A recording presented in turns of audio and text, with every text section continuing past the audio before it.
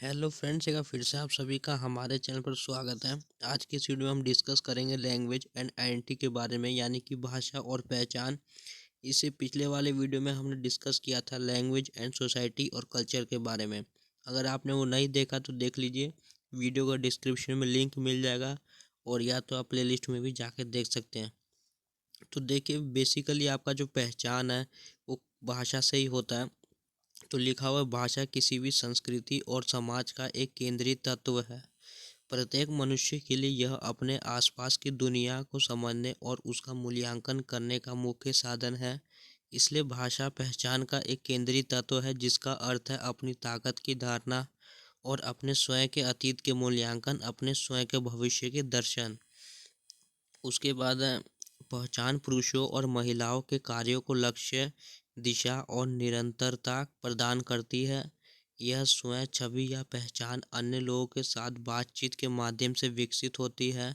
कम से कम कुछ हद तक अपनी स्वयं को छवि को दूसरों द्वारा साझा और मान्य किया जाना चाहिए। भाषा एक केंद्रीय भूमिका निभाती है।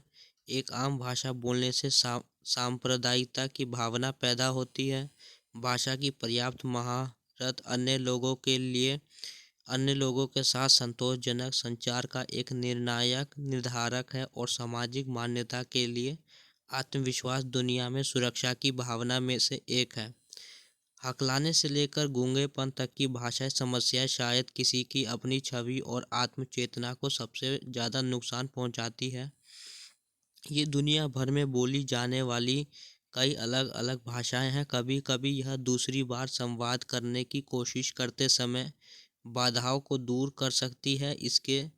इससे आपको आंका जा सकता है, क्योंकि आपके पास एक अलग उच्चारण है या आप अलग शब्दावली का उपयोग करते हैं।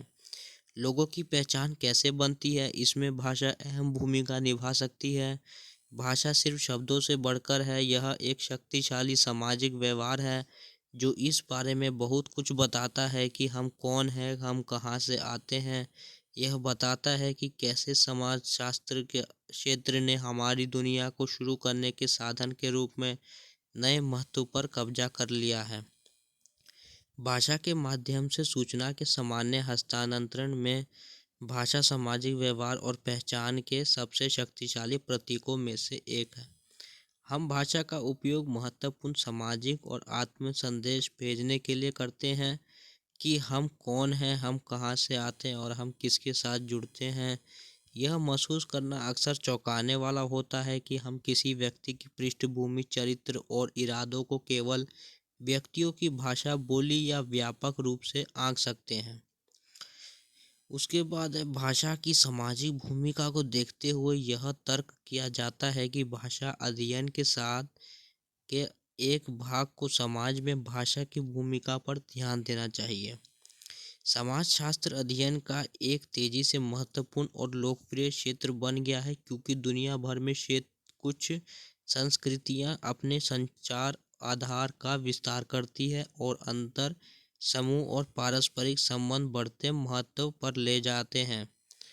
उसके बाद है, मूल धारणा और अंतर्निहित समाजशास्त्र काफ़ी सरल है। भाषा का प्रयोग प्रतीकात्मक रूप से सामाजिक व्यवहार, आत्म पहचान और मानव अंतःक्रिया के मूलभूत आयामों का प्रतिनिधित्व करता है।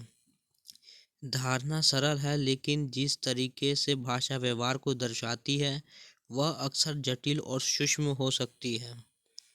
इसके बाद है, इसके अलावा भाषा और समाज के बीच के संबंध व्यापक रूप से आधारित अंतर्राष्ट्रीय संबंधों से लेकर संकीर्ण रूप से परिभाषित पारस्परिक संबंधों तक मुठभेड़ों की एक विस्तृत श्रृंखला को प्रभावित करते हैं। तो यही है फ्रेंड्स, लैंग्वेज एंड आइडेंटिटी के बारे में। उम्मीद करता हूँ आपको समझ में आ गया होगा। तो वीडियो को लाइक, चैनल को सब्सक्राइब करना। Thanks for watching this video.